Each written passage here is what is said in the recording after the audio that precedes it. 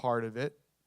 And looks like we have 2 microphones set up. So if you guys want to make your way to that, anyone who has a question. And oh boy. Well,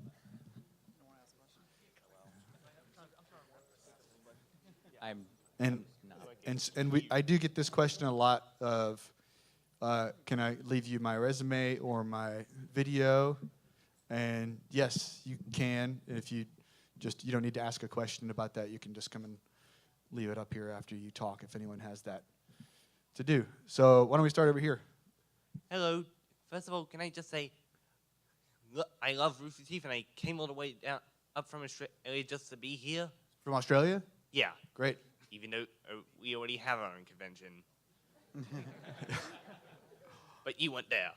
I wasn't there. That was actually the first RTX I've ever missed, which I felt really terrible about. And I love going to Sydney. I love going to Australia in general. But it seemed like it turned out extremely well this year. Anyway, my question, what do you think would be your best and your worst moments since you started Rooster Teeth? Ooh, boy. And starting off with an easy question. Thank you so much, sir. Please don't say metal detectors or Scarlett Johansson. We had enough of that at the Founding Fathers panel. Here, come up and get something. Ooh, sweet. I'll apologize to you for not showing up in your country for this. Here you go. Thanks, pal. Best and worst moments. I was maybe all through 2014 and 2015 were like really hard. I think probably the worst moment ever was losing Monty. That was hard. And that year had so many challenges, not just from that, but from so much of what we were trying to do and trying to expand. And, in carrying into 2015 and making Laser Team and trying to do all these other things, it was basically a period of no sleep and no rest and just working 24 hours a day. And everybody was kind of emotionally exhausted during that time. So that was probably the hardest segment of Rooster Teeth that I can remember. And then 2015, turned out to be an amazing year of firsts for us. We crossed a lot of goals that we had always wanted to cross before, like making a movie for the first time. We got over 100,000 first members for the first time that year. There were a ton of things that we had always had these milestones in mind that we finally hit, and so that was really rewarding. By the end of that year, felt like we had come a long way. So that's kind of a not very succinct answer, but that's the truth. Sometimes these things happen over long waves. Yeah. Hi. Good morning. Good morning. So my question has to do with you guys seem to work so well with digital media because you started there. Why do you think big media corporations have such a hard time kind of transferring to online? And what does YouTube Red kind of mean for Rooster Teeth and the sponsorship with Laser Team and Laser Team 2? Great questions. Why do old media companies find it hard to kind of get into the new media company game? I think it's a lot of work, and the old media companies have a pretty established business model, and, if you're in their shoes, they're doing pretty good, you know what I mean? And there's not a lot of incentive for them to try new things. I think there's getting to be more and more, right, as more people cut the cord and are looking for entertainment to not just be a one-way delivery of something, but more of a conversation and a back and forth. And that's one thing that when people ask us about, what does it mean to be a new media company or, an internet network, right, so to speak, I always feel like what's different about us is that, all of the content is born out of a conversation, right? Whether it's you guys commenting online and us kind of like digesting that and figuring out, okay, how can we process this and make it better, meeting people in person and thinking through those things. You know, people in the community coming up to work at Rooster Teeth, right, which has been pretty much like a hallmark of Rooster Teeth that we feel really proud of, right? That so many people who were community members that we met for the first time, sometimes at RTX, come and end up working at Rooster Teeth, and they know like our values, our aesthetic, what we're trying to do. It's just a completely different mindset than the old media style of delivery, which is we're just going to make something and just drop it on you and blast the hell out of you with marketing, right? And you know, that, I mean, they're making a 20,000th Spider-Man movie this year, so I guess it works to a degree, but I don't think it's the future. And I was telling this story just a minute ago, but when we first started at Rooster Teeth, Joel and I and a couple other people were still in LA. I was living there working in visual effects and animation, and Bernie and Jeff and Gus were back in Austin, and they were all working kind of like two jobs, right? Because they had their day job and they would do Red versus Blue at night. And when Barney and I were kind of like, yeah, this is going to be a real thing. This will be a business. Like, I need to get back to Austin as soon as possible. I had to quit my job, you know, and which was a good paying job because it was in old media, right? And I had to quit my job and move back to Austin. And, you know, I asked my wife, hey, you think it'd be a good idea if we quit our jobs and move back to Austin to give videos away for free on the internet? And she was like, yeah, that sounds great. So it seemed crazy at the time. Still seems a little crazy to some people, but I really think this is where the future is. I don't think that, that with the world we live in now, you can just expect the audience not to have some kind of ownership of the content. Mm-hmm. So that's kind of where we are. And as for your question about YouTube Red, we love working with everybody at YouTube. Like, we've had a great partnership with them since, gosh, I guess now since 2006 or 2007, since we started on that platform. Mm-hmm. And so we're continuing to experiment with trying different projects with them. And Laser Team 2 is obviously the next thing. And like we said when we started, when we did the first Laser Team, like, we wanted to make sure that as many people could see the movie as possible in whatever format they wanted to see it in, you know, whether it's digitally or in theaters or whatever. And that's still kind of like our goal. And so we continue to look for partners on different projects that can help us achieve that. And sometimes we're not going to choose a partner. Sometimes the best way to do it is we think going to be directly through our site. But it depends on the project and the resources we have available and how we think we'll best be able to get it to everyone. Mm-hmm. Thank you. Thanks. Hey. Hi. So my question is, in the Founding Fathers panel, Bernie talked about how he knew you were going to be CEO because of certain qualities you had. As I flipped over a table at Comic-Con? As you flipped over the table, right. My question is, basically, what skills did you have to acquire to become CEO? And anger management, clearly. Okay, yeah, there's definitely one. But also, what kind of challenges did you face when you took over that role? Well, Bernie left the company in complete disarray. It was an absolute shit show. No.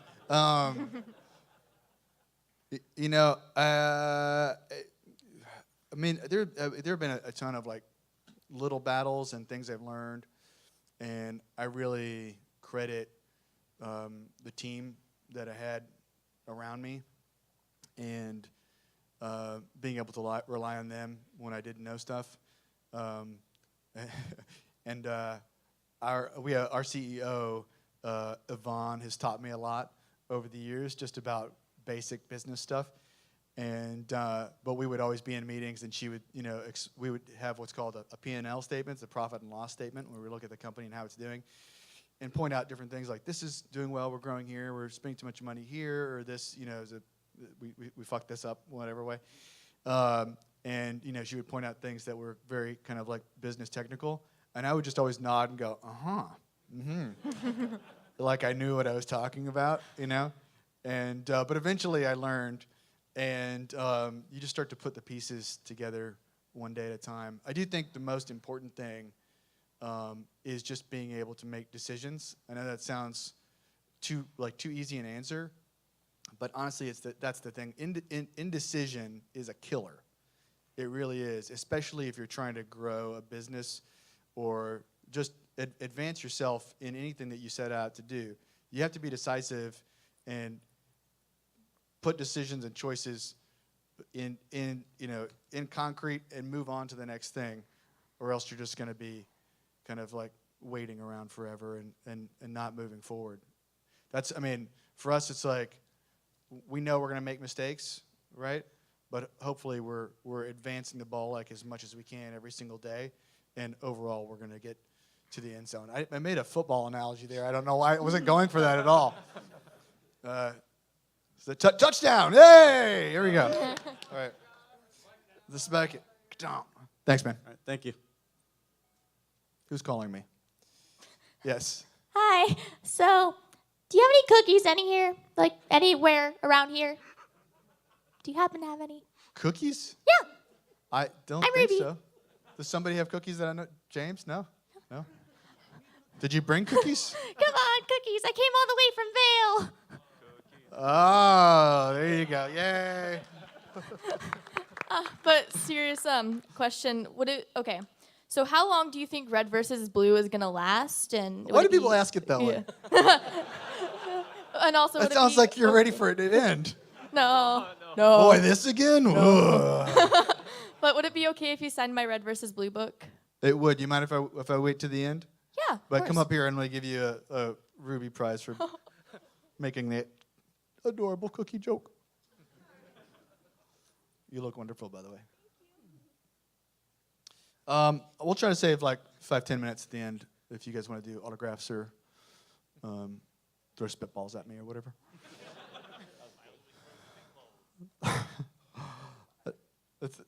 Are you really?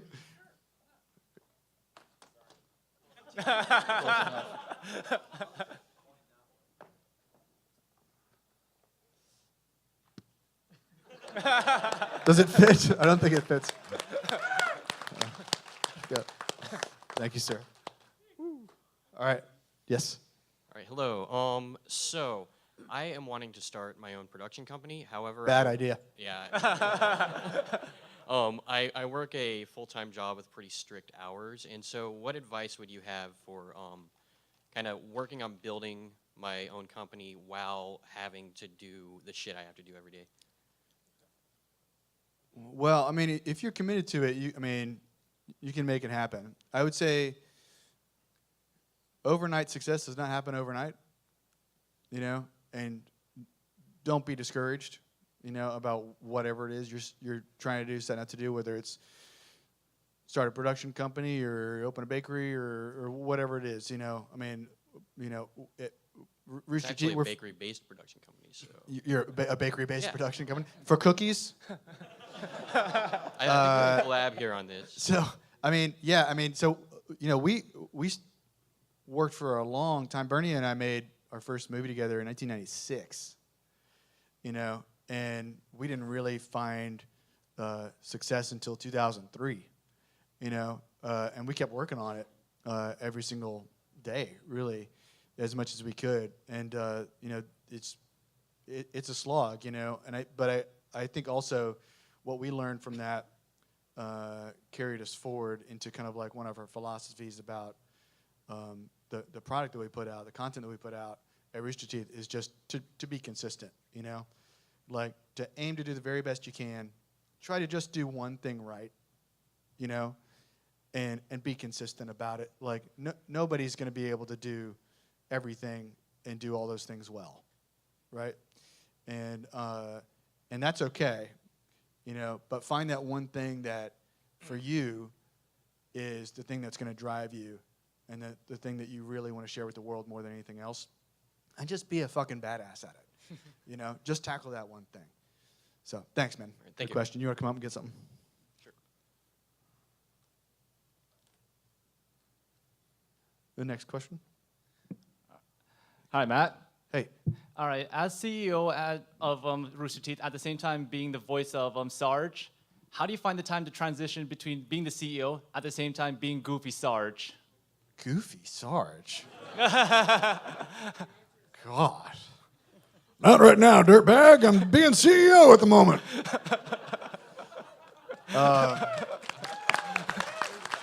Boy, thank you. Actually, that is a hard thing to do. And I think actually this year it's been better. If anybody was in the RVB panel, I was talking a little bit about that Joe has really pushed us this year. At least me, he's pushed as an actor. And that's been great and really refreshing because it is hard when you go from a business meeting, you know, or something where you're just in a totally different headspace for whatever reason, you know. I skipped a meeting about metal detectors and had to do a voiceover. And, but these things, like, you really, you got to put on a different mindset, so to speak, when you walk in the booth. And it helps when you have great collaborators to kind of, to get you in the right mode. You know, I really was with Sarge this year, like the first 4 or 5 episodes we did, I would do like my usual number of takes on a line, and Joe would be like, "This is good. I think you do one more." Yeah, and I just be like, "No, man, fuck you. I did it perfectly like 6 takes ago." But he really has pushed us in that, and I appreciate it. So, yeah. Yes, sir. So, kind of following up on that, I was talking with a CEO a while back, and he mentioned the whole idea of he spends 8 hours a day in meetings and then 2 hours a day checking email and planning for the next day. How do you balance work and life relations? It sounds like work and life relations sounds like work and life are having relations, like they're having sex. It's hard, and actually, work-life balance is something that we've been talking a lot about at the company. This year, we made it a goal for the beginning of 2017 to make that a focus of what we do, and I think it's because we've had so many crazy years in the last 5 or so that just have been nonstop, and a lot of people have just worked like crazy. And it's one thing to do it like we all did it when we were first starting out, and there was 5 or 6 of us, and we were sleeping at the office all the time because it was a spare bedroom, so we could sleep in the office, or sleeping in the sound booth, or just had like ridiculous lifestyles. But it's a different thing when you're approaching 300 people and everybody's doing that. So yeah, I mean this year, 2017, fortuitously is the year of the rooster. You guys know that? Which is pretty cool. 2015 was a year of firsts for us. But like I was saying before, we did a lot of things that we'd never done before, and we're really proud of that. 2016 was a year of growth, where we grew like crazy. We doubled, more than doubled our staff that year, and we started having these meetings that we had to do in theaters. We used to do all hands in a kitchen, right? And suddenly we had over 200 people, and we had to rent out theaters to do an all hands. And in one, I asked, it was like mid 2016, and I asked who was not here for the last all hands because you didn't work here, 6 months ago, and more than half the hands shot up. And I was like, oh, okay, that's what's going on. So it's tough. You got to make time to reach, especially if you're creative. I think you got to take time to recharge the batteries. So 2017, the year of the rooster, we're trying to make it the year of being our best selves. So hopefully that's what we do. You should come get something. I think I've skipped giving people stuff, but whoever I skipped before, you should come get something. Yes, next question. Hi, my name is Tim Tao, and I own a detailing company. And for the last 2.5 years, I've built it from having a job once a week to now working on high-end cars on a daily basis. And I want to get into content producing just because I recently hired close friends, close workers where I'm no longer the laborer. I would just like some advice on how to approach something like that. So you have already hired close friends and family there, or you're leading up to that? I've already hired them, so I have 3 employees under me. How many? 3. Oh, that's great. Well, congrats on your success, first Thank of all. you. That's Thank you. awesome. It's a hard thing to do, start from nothing. Well, I'm curious, did you have any misgivings or nervousness or apprehension about hiring your friends? Were you worried about getting into a relationship where you had to be the boss of your friends? I've already had to let go of some employees before. Yeah. And so I went to some of my closest friends, gave them an opportunity, and asked them if they want to help me build something. And so far, it's been going good. And I'm stepping out of my role now from working on cars now to managing. Now just like some advice on how to get into production? Get into production. Yeah.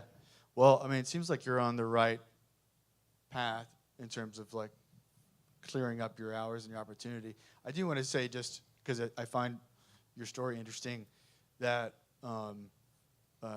it is like really an interesting and unique thing to go into business with friends and to have employees who are friends, or family, and sometimes in many circumstances. And that's something that Bernie and I always talked a lot about. It's like you don't want to like spoil a friendship sometimes by getting in another type of business relationship with somebody. But I guess we always came down on the side of long term that we'd just rather be around the people that we like, and enjoy being around, even if there are complications that arise. As far as the getting into production, I would just say pace yourself, right? Don't expect that you're going to have a hit tomorrow or even 10 years from now.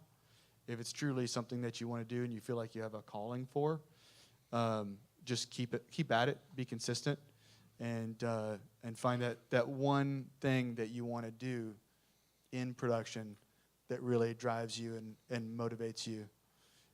Whether it's like you're going to write the next great sci-fi screenplay, or you want to produce commercials for game companies or whatever it might be. So I hope that helped you somewhat. Thank Come you. up and get something. Good question. Hey, how are you? Hey, so given the nature of the company that you're the CEO of, what has been the dumbest moment that you've experienced in your career with Rooster Teeth? I'm going to go back to the hiring friends and family thing and just point to Gus and Jeff. Somebody, someone in the in the Founding Fathers panel asked about something like, what did you used to have to do that you're glad you don't have to get to do anymore?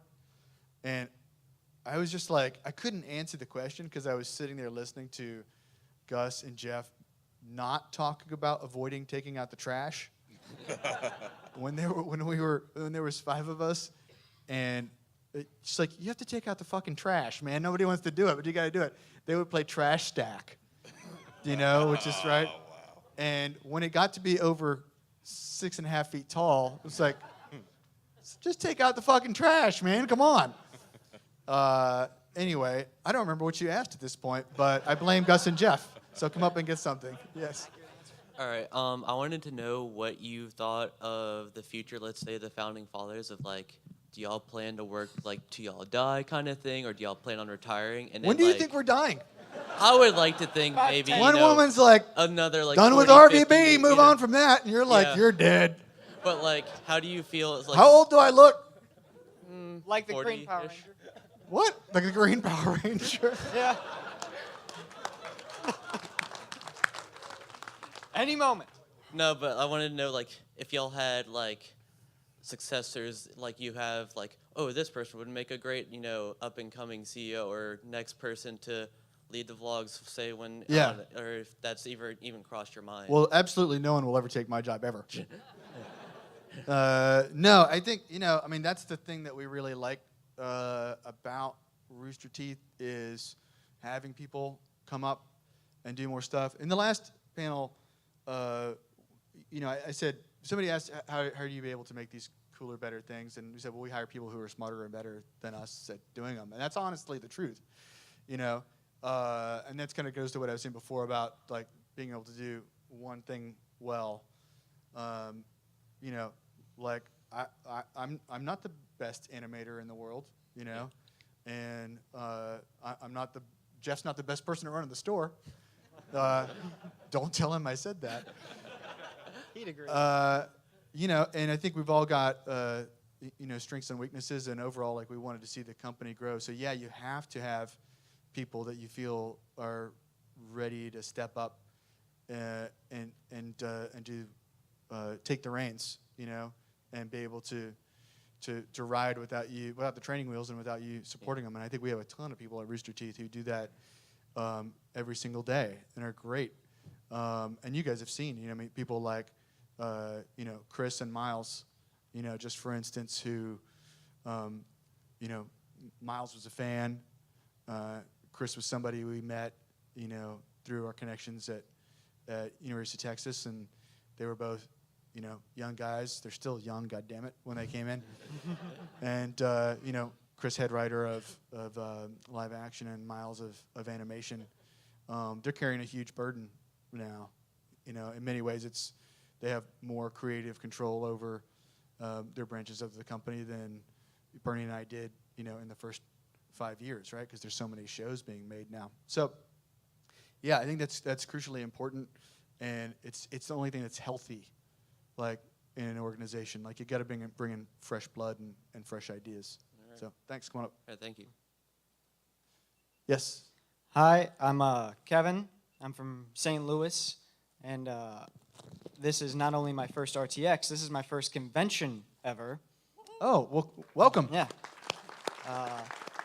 Thanks for choosing the best convention ever. Yeah. It's all downhill from here. It's been great. Don't go to Comic-Con. And first, I'd like to answer your question. I'd like to see Rooster Teeth do something, you know, true high fantasy. Oh, okay. Yeah, go on with that. Yeah. Yeah. Oh, you want me more on high fantasy? Yeah. Like what would you describe? Give me a comparable example. I'm very much in love with Tolkien-esque fantasy. Okay. Martin, you know. Have you seen A Simple Walk to Mordor? That's not real fantasy. No. Let's be real here, okay? But my question is, I'm an aspiring actor, writer, director, and I'm trying to do my first feature film, and I've already learned that obviously money's the hardest part when getting started. Is it? Yeah, it's. Does everybody agree with that? Yeah. Motivation. Kinda. Yeah. I agree with Well, motivation. But I'm sorry, not to interrupt you. Go ahead. Well, I guess I got the motivation, but not the money then. Yeah. So. Hey man, do you have a phone? Yeah. Does it have a video camera on it? Yeah. I'm not kidding you, 10,000 times better than what Bernie and I shot our first movie on. Right? Yeah. And I'm not saying like, you know, anybody has the tools to make this happen, but don't think of your lack of resources as a hindrance to you getting it started and doing what you want to do. There's always another way to do it, you know, to get to it. And I mean, I think that hopefully, like Red versus Blue, like the Machinima example, is a good indication of that. You know, where, you know, I think I talked about this at the Founding Fathers panel, but Bernie talks about how for a long time we could only write with 7 verbs, right? Yeah. That's a serious limitation, right? If you're going to make any kind of narrative, but that limitation also presents an interesting creative challenge, right? So if you're up to that challenge, you can make it happen, you know? So I agree with whoever said motivation. Like that, it's hard.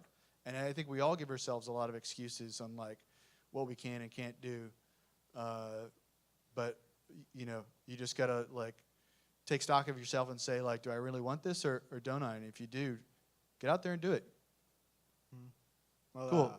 Back to my question. Oh. Remember that? Yes, go ahead.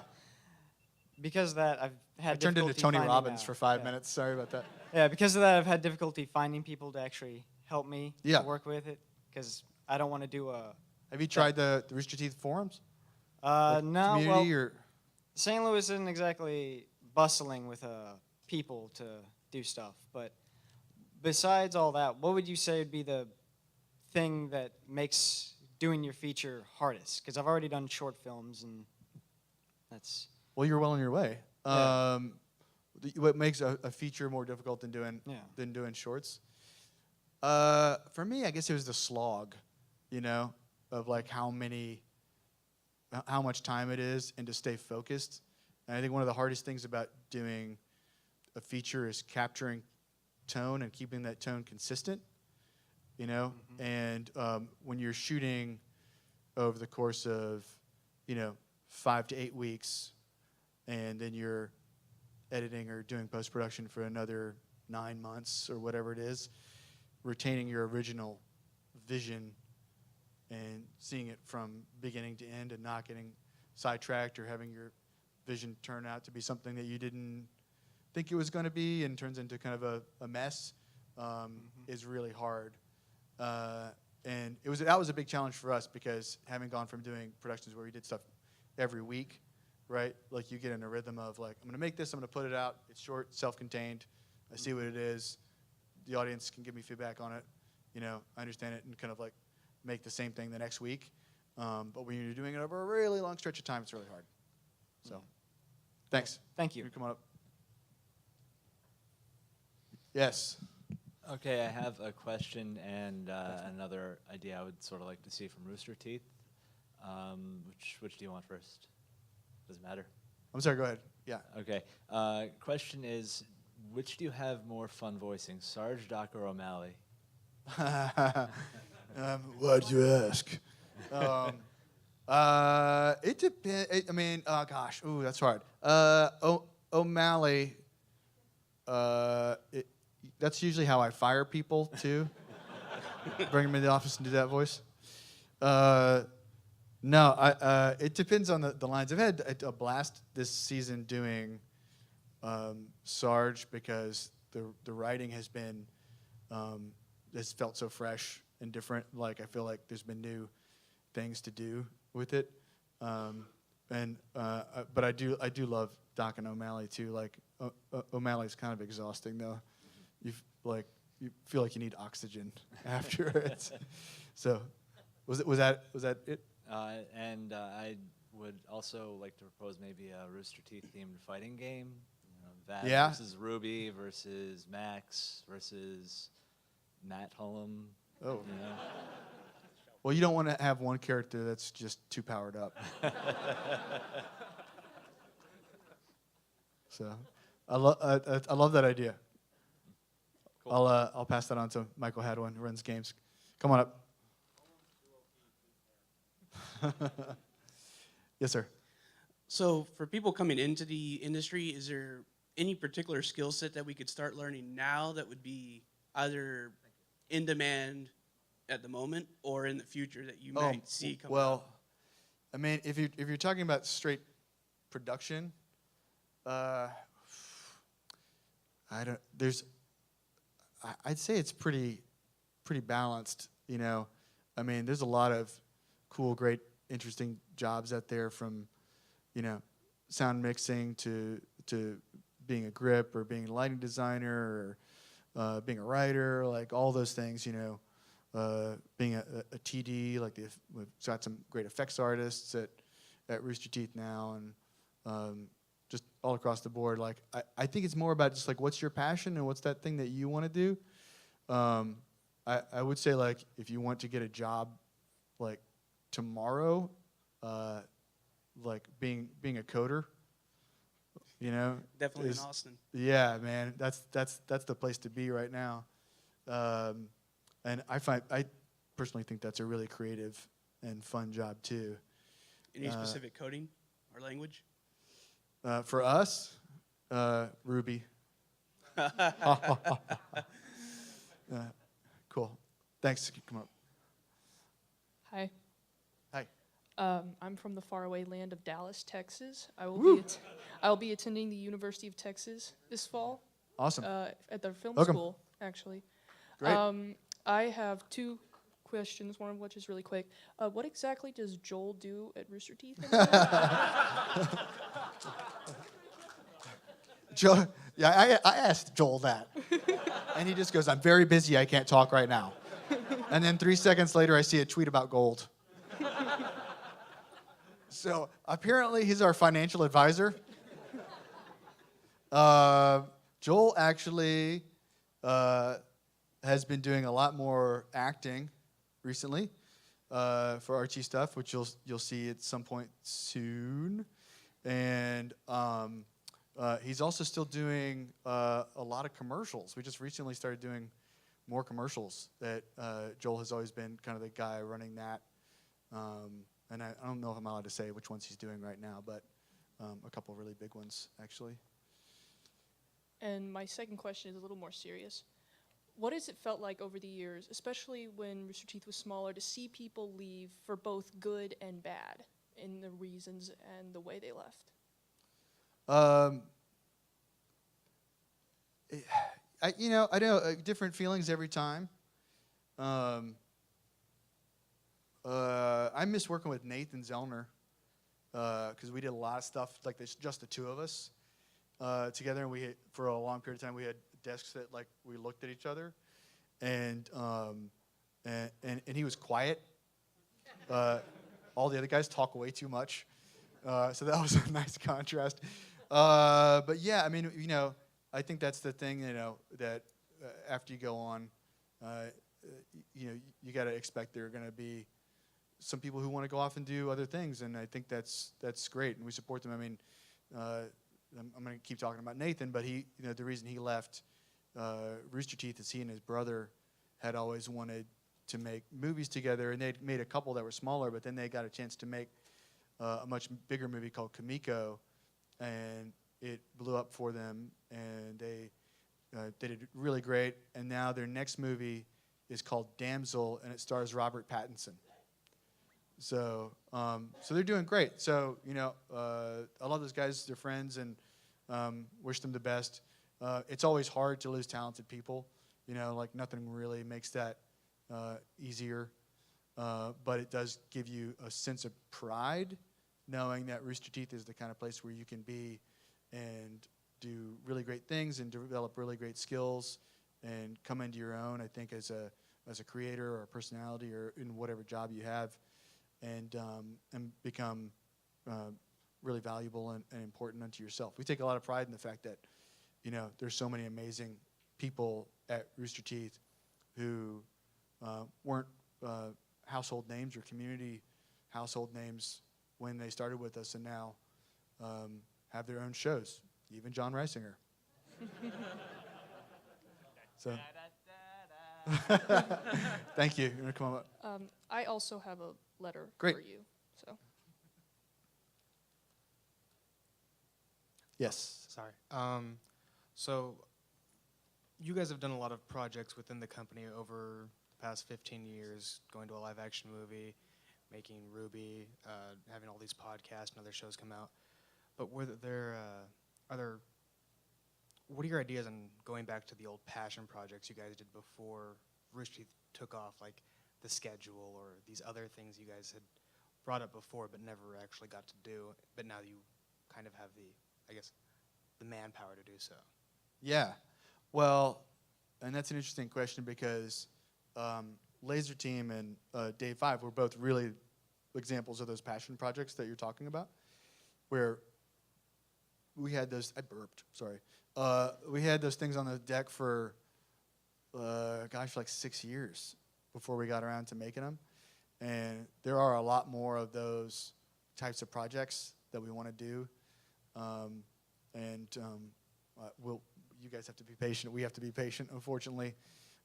We're working up to them more and more every day. But yeah, those are still the kind of the things that get us excited about the next chapter of Rooster Teeth. Like, I want to make a $100 million movie, and I think that would have felt crazy to say, 2 years ago, but it seems like not a big deal to me to say now. Like, I don't know if it's going to be in 2 years or 3 years or when it's going to be, but I know we're going to do it. So, thanks.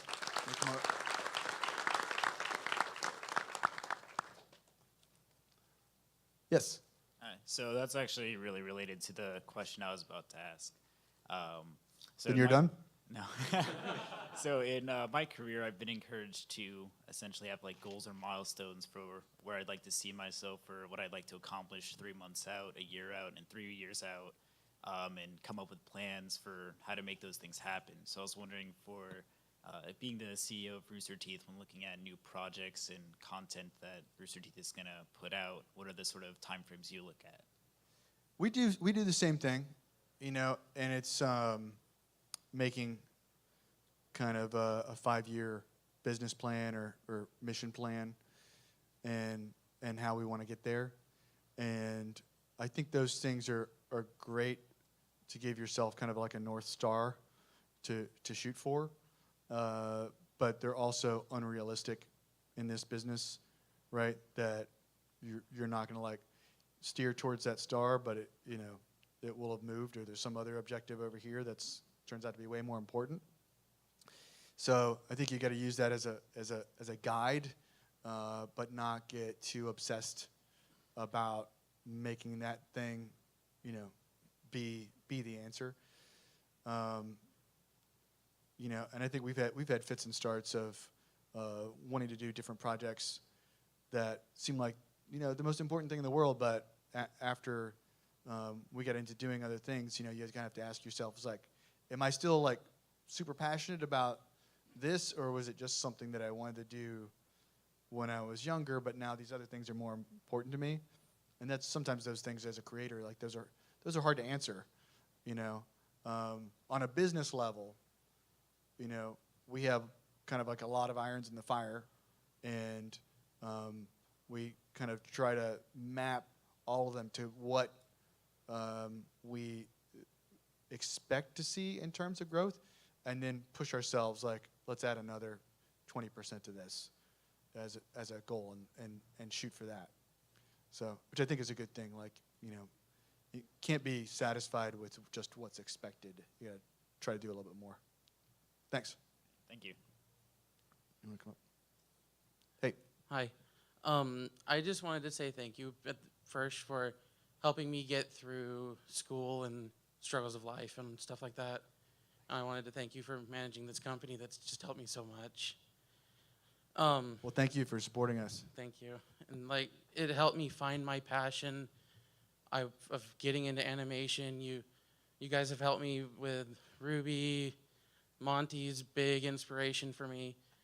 And I'm getting ready to go into college and see where I can get in from there. And I have a little question for, like, as the CEO of Rooster Teeth, how much of your hand goes into the day-to-day life of the animation department, since they're detached from Stage 5 and all that? Yeah. Like literally day to day, not that much. They're doing great. They have amazing leadership over there. Gray's doing a fantastic job. Cohen does a fantastic job. Maggie does a fantastic job. It's pretty much like an all-star team. And it's really amazing. I mean, Bernie and I were talking about it the other day. It's like, since they've moved over and have their own building and have so many hits, honestly, I mean, they're almost like a company within a company now. But we do get together and review everything that animation is doing once a week, and Bernie and I will both be in that and go through everything from Chibi to Camp to Genlock. Did you guys hear about Genlock? Yeah. That's gonna be cool, right? And I'm excited to share more of that with you, because the art for that is like, so it's gonna be cool. But yeah, I mean, this goes back to what somebody else asked about, having new people come up and take leadership roles, and that's been one of our greatest delights, is that the animation team is rocking and rolling so well as a unit. Thank you. Go up. Yes. Hi. My question originally was going to be about the content and about how much more you're going to make, but obviously with Genlock and obviously with the Founding Fathers announcement this morning about being also a horror comedy movie, I personally am really, really happy to see that Rooster Teeth is still expanding on what you're putting out there. So my question now is that on the Rooster Teeth store, whenever you go into the American store, you get literally everything. And the other two stores suck. Yes. Yeah. I can confirm that as Australian. It's in Australia, you get RTX Australia. I'm from Great Britain, and first of all, thank you for finally making RTX London. That was announced 3 days after I purchased the ticket to come here along with the air flight, so thank you very much. Gotcha. So obviously, when we go into the Rooster Teeth store, all of the DVDs, you can't find them on the British store. You can only find them on the American ones. The UK has a lot of rules about importing media. Yeah, it's that make it really difficult, It's- unfortunately. All right, so I just want to know, obviously, because you are got Yeah. the RTX London, are we going to start seeing more content Yeah, coming through? we are. It's a great question, and for anybody who has to suffer through these stores in the rest of the world outside of the U.S. and Canada, yeah, they suck. So sorry about that. That's one thing. Like we're desperate to make better, and the store operations, just in general, are so complex and so big. Merchandise in general is it's close to 25% of our revenue.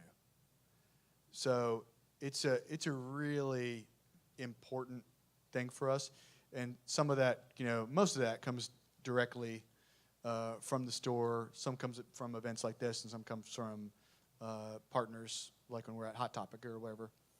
But yeah, I mean,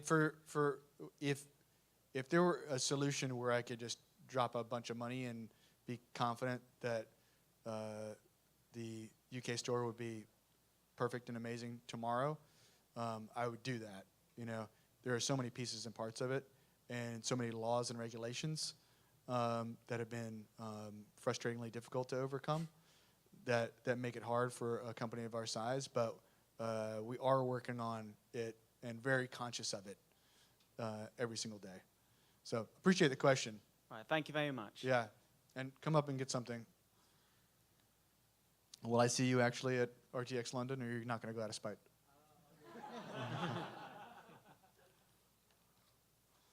Thank you. All right. Yes. Hi, Matt. We got my voice is 5 minutes left. bad on microphone. Sorry, go ahead.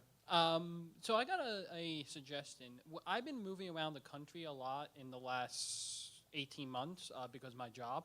So I'm wondering if there's a way to add on the community side, like per state, like the RT Austin group or RT New York, having all those broken down on the website. Because for me, it was very hard to find the RT Austin Twitter and Facebook and everything. Just have it all located on the website. Yeah. Because I'm a UI UX expert. I have a master's in both and a certification in HTML and CSS. So I know on the front end development, it's going to be very easy to put together. So I'm wondering if that's something you guys will consider adding to the website. That's a great idea. Would you imagine it as just a place where you could just go search, or like put in your zip code or your location, and it just will pop up, these are the community groups in your area? You can have it either way, like that in a database set like that, or even have it like on a list by state or country. So Yeah. let's say I'm moving to Click on a map and it yeah. goes So there. let's say I'm Australia, I'm moving to Melbourne. I can find like Australia, Melbourne. Boom, I got their Discord, Facebook, whatever. Yeah, I think it's a phenomenal idea. And upgrading the community site is a big goal for us for this year. I don't know if we're going to get it completed this year because it's a bear, and we've tried it obviously a few times. But we have a lot of really smart people working on it now, so it's a great idea, and I'll definitely pass it along. And if you guys need help with that, Cool. Yes. Hi. My question is, when people apply to Rooster Teeth, what specifically, like in their experience, do you look for in those people? And if I could add to that, how do you feel about people who apply to Rooster Teeth who may live in a different state at that time? Well, that happens. Yeah, and that's fine. I mean, you know, like any job, if you get the job, you got to be prepared to move, you know. Because we probably won't open up a satellite office in your town.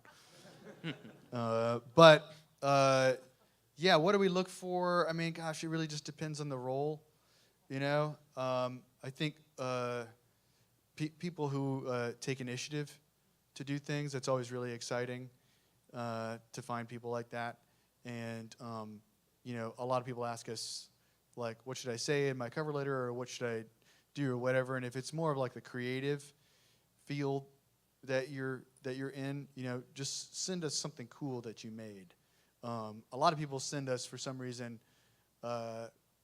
letters or resumes where they say, I'm planning to make something cool, you know, and we'll just go ahead and make it, and let's see it, you know, because I mean that's really how we found most of the talent at Rooster Teeth. Is like we saw something really cool that they made, either because we found it on our own or that they sent it directly to us, and so that really does happen. And I guess if you want like a job in one of the other departments, like accounting, just send us like a badass spreadsheet.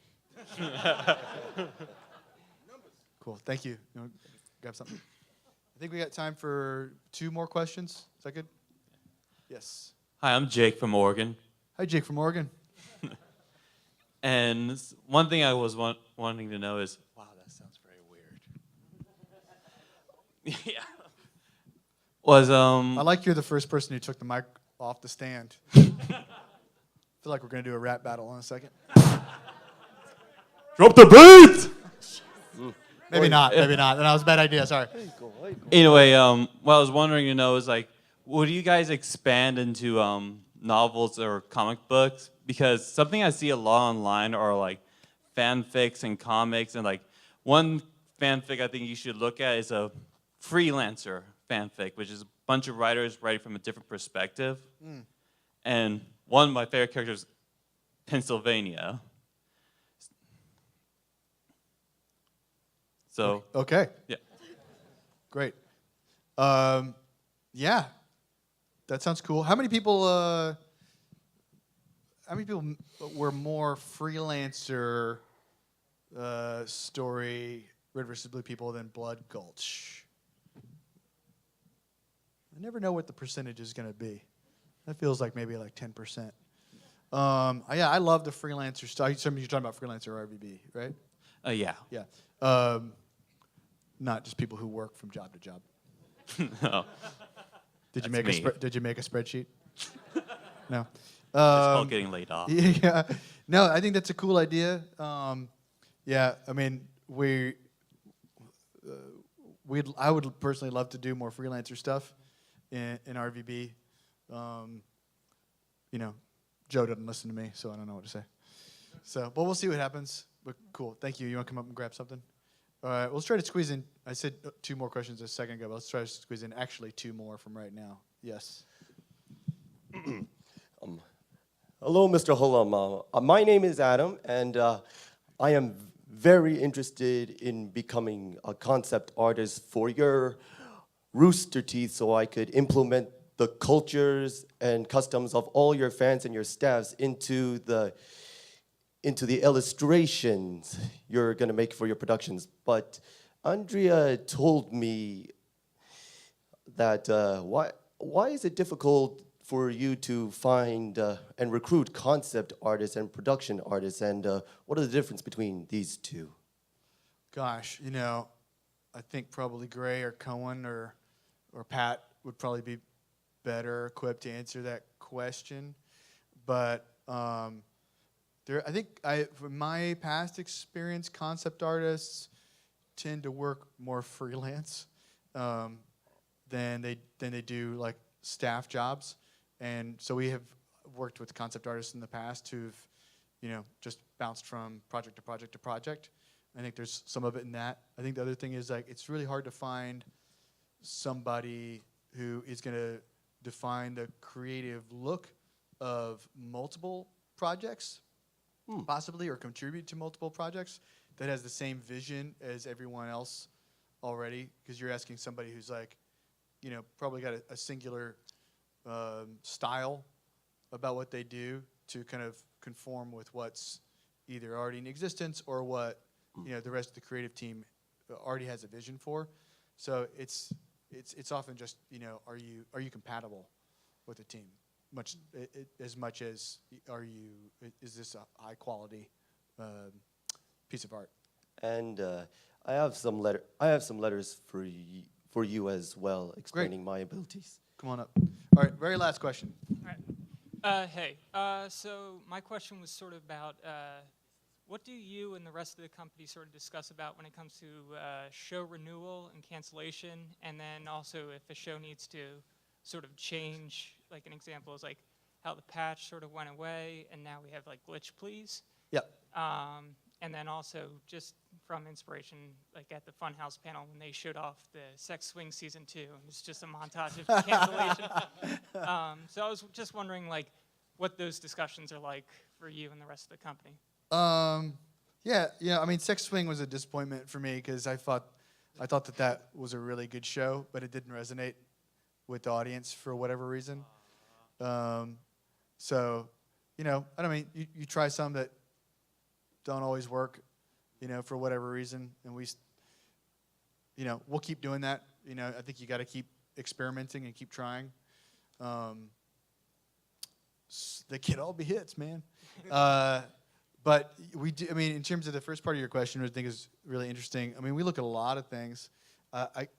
Sometimes when I read the comments on Reddit or wherever, or on the site, it's people make it seem like if it doesn't do, like gangbuster numbers on YouTube, that's it, and we're done with it. And that's not really the case at all. We definitely look at YouTube.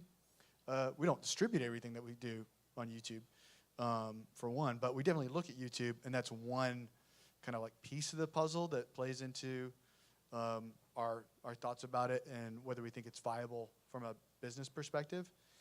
And but we also look into what's the engagement, of the show, how well is it working on our .com, how well is it working on our apps. Interesting, like now that we have, I think the apps are in a really good spot. Does anybody use the Xbox Rooster Teeth app? Yeah, that's been huge for us in terms of adoption and people watching. And we've also noticed that the viewing patterns on the Xbox app are slightly different than some of the other platforms for us. So like from the website or the mobile apps or YouTube or different things. So that's been interesting as well. And so it's really hard. It's really hard to nail down. I think we probably have like 6 or 7 different things that we look at. And then another thing for us, being transparent with you guys about where the money comes from is like, does it sell stuff in the store, right? And there's some things that we do that kind of like you might look at and think from a outsider perspective seems like lower rated that do awesome in the store, and we know there's like, that means that there are a lot of people who really love it, and we don't want to take that away from people. So there's a lot of different factors that go into it, and honestly, like at the place we're at, a lot of it is just creative too. Like we believe in something, and we want to see it succeed, and we think like, man, if we just keep putting our best effort into this, we'll get there eventually. I mean, that was Ruby.